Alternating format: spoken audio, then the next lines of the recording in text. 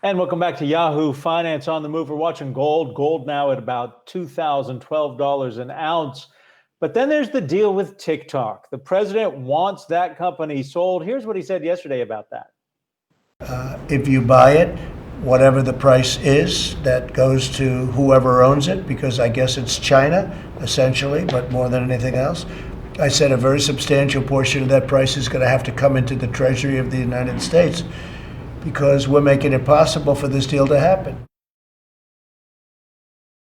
Patrick Chauvin at Columbia University School of International and Public Affairs, economic advisor at Silvercrest Asset Management, and an adjunct professor, joins us now to discuss what we just heard. It almost sounds like a scene out of Godfather 2 with Don Corleone saying, I got a deal you can't refuse. I mean, really, how are the Chinese going to react to this? Well, the Chinese haven't said how they'll react to it, but I think the bigger question is for the United States is what are our objectives here? The objectives, as I understood them, was that we have concerns about data security, data privacy, and we also have concerns about censorship and a Chinese platform and how, how those issues are affected by this being a Chinese platform. I don't think the goal is to punish the Chinese entrepreneur or several of his U.S. investors, because they haven't actually broken the law. They haven't done anything wrong as far as I'm aware. There's just a concern that they might, and they might be vulnerable to that. And I don't think that the purpose is to punish a U.S. company that's offering to buy that, because that's part of the solution, or at least one possible solution to the concerns that have been raised. So I think the U.S. has really got to focus on what it's trying to achieve here. Patrick, it's Julie here. It's good to see you. There have been a number of reports that have been emerging about potential bidders, right? You have Microsoft, obviously, but this morning Axios has reported Apple might be interested in the company. There's some other reports that the likes of Facebook or Google might be interested here. And some of these talks seem to be happening well before this rhetoric sort of heated up from President Trump.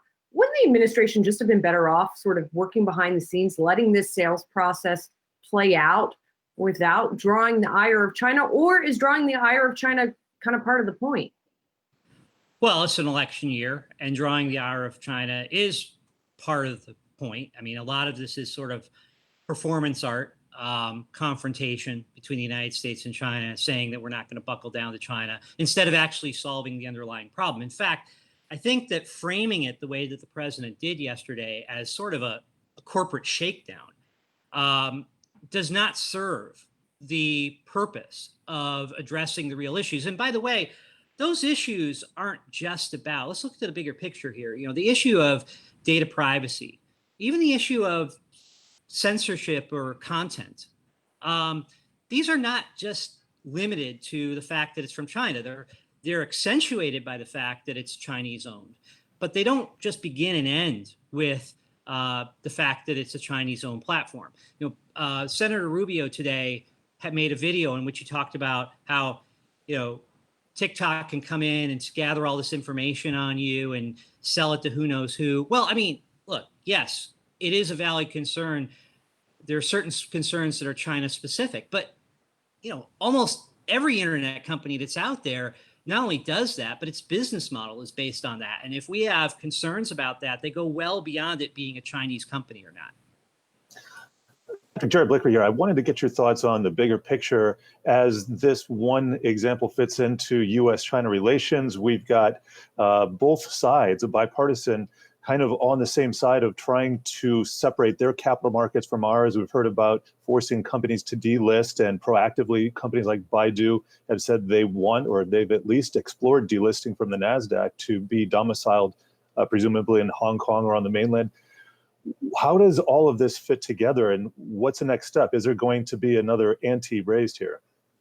Well, there definitely is a bigger picture here. U.S.-China relations are at their worst point since at least 1989, if not before then, because in 1989, it was mainly the United States being concerned with the domestic Chinese crackdown and, the terrible implications of that. But the U.S. didn't see the same kind of threat from China, whether on an economic front or a security front, that is felt right now.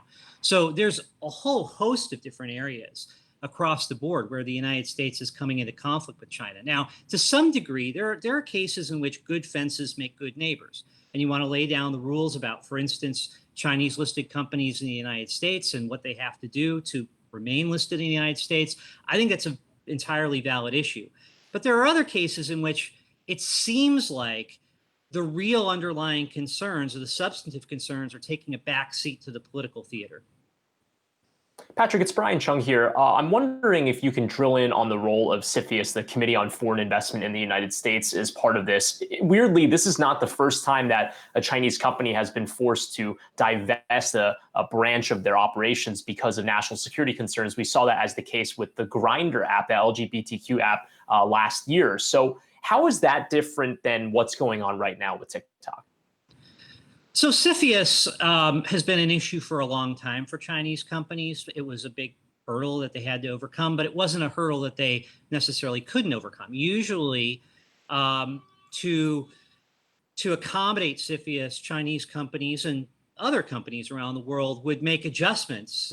For instance, if there was concern about data security, a company like TikTok would do some of the things that it's actually done, which has been to put the data for U.S. customers in a place like Singapore, or to bring on U.S. employees and executives to oversee operations in the United States. These have not satisfied at least the political class in the United States. CFIUS hasn't become directly involved in this yet. But CFIUS has taken a much harder line towards Chinese companies under the Trump administration, to the point where there's really the inflow of Chinese investment into the United States in terms of mergers and acquisitions has slowed down to a trickle, because they just see it as an absolute wall that can't be overcome. Now, the United States has to ask whether that's, the goal, or whether that actually creates problems in terms of attracting foreign investment into the United States. And that's a good place for us to leave it. Patrick Chauvin at Columbia University School of International and Public Affairs, as well as an advisor at Silvercrest Asset Management. We appreciate your being here on The Move.